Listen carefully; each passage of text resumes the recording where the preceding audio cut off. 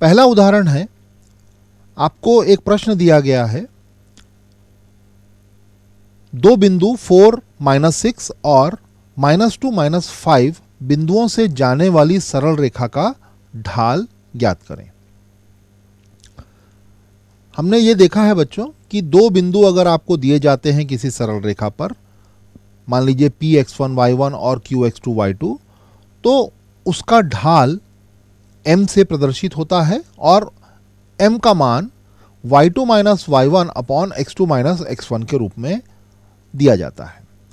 आपको दो बिंदु 4, -6 और -2, -5 दिया गया है। आप यहाँ पर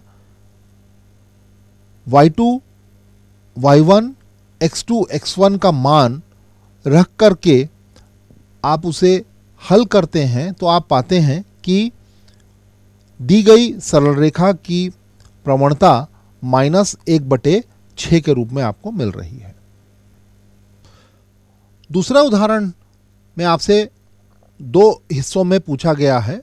पहले हिस्से में आपसे यह पूछा गया है कि 2 - 3 और -5 1 से जाने वाली सरल रेखा 7 - 1 और 0 3 से जाने वाली सरल रेखा के समांतर है, यह आपको सिद्ध करना है। और दूसरे हिस्से में 2 - 5 व -2 5 से जाने वाली सरल रेखा 6 3 और 1 1 से जाने वाली सरल रेखा के लंबवत है। आइए पहले हिस्से पर बात करते हैं। आप ये जानते हैं कि दो रेखाएं तभी समांतर होती हैं जब उनके ढाल बराबर होते हैं। आपको दो अलग अलग सरल रेखाओं के ऊपर दो बिंदुओं दिए गए हैं। आप उन बिंदुओं की मदद से उन सरल रेखाओं की प्रवणता निकालेंगे। आप देख सकते हैं कि पहले दो बिंदुओं से प्रवणता -4/7 आती है और दूसरी सरल रेखा के दो बिंदुओं से सरल रेखा की प्रवणता -4/7 आती है। अर्थात दोनों ही सरल रेखाओं की प्रवणताएं बराबर हैं। इसका अर्थ यह है कि दोनों सरल रेखाएं समांतर सरल रेखाएं हैं। इसी प्रश्न के दूसरे हिस्से में आप देख रहे हैं कि दो सरल रेखाओं के आपको अलग अलग बिंदु दिए गए हैं और आपको यह पता लगाना है कि क्या ये सरल रेखाएं आपस में लंबवत हैं। तो दो परस्पर सरल रेखाएं लंबवत तभी होती हैं जब उनके ढाल परस्पर ऋणात्मक व्युत्क्रम हो।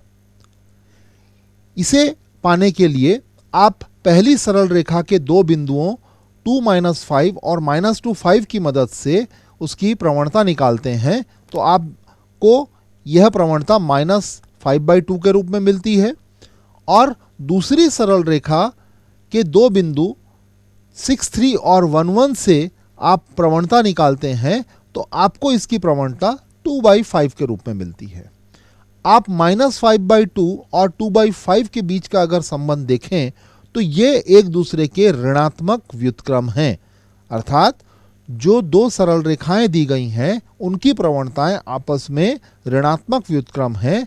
इसका अर्थ यह है कि दोनों सरल रेखाएं एक दूसरे से लंबवत हैं। तीसरे उदाहरण में तीन बिंदु आपको दिए गए हैं, A 4 4, B 3 5 और C -1 -1। ये तीनों बिंदु एक त्रिभुज के शीर्ष हैं।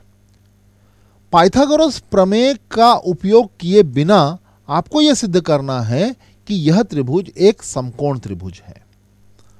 तो आप बिना पाइथागोरस प्रमेय के आपको सिद्ध करना है कि त्रिभुज एक समकोण त्रिभुज है। इसका अर्थ यह है कि आप अगर यह सिद्ध कर लें कि इस त्रिभुज में कोई एक कोण अगर 90 अंश का है तो त्रिभुज समकोण त्रिभुज हो जाएगा। इसके लिए आप जो त्रिभुज की भुजाएं हैं उनकी प्रवणताओं की मदद ले सकते हैं। आपके पास शीर्ष के निर्देशांक हैं तो इससे आप तीनों ही भुजाओं की प्रवणताएं निकाल सकते हैं।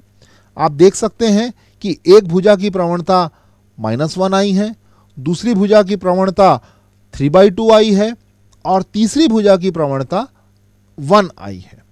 तो इससे आप देख सकते हैं कि पहली और तीसरी भुजा जो है इनकी प्रवणताएं एक दूसरे के ऋणात्मक व्युत्क्रम हैं। इसका अर्थ यह है कि ये दोनों भुजाएं एक दूसरे से परस्पर लंबवत हैं, अर्थात कोण जो है वो एक समकोण त्रिभुज है।